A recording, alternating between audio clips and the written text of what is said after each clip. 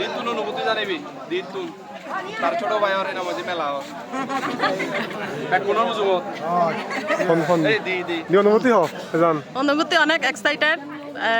আমার ছোট ভাইয়ের বিয়ে অনেক খুশি হ্যাপি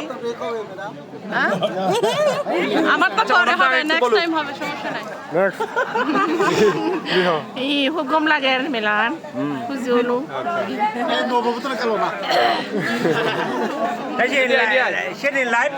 আসলে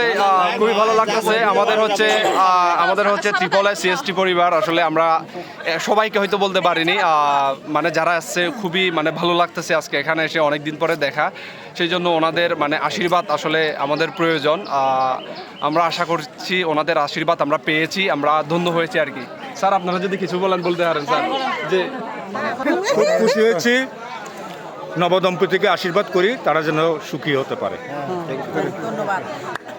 খুবই খুশি হয়েছি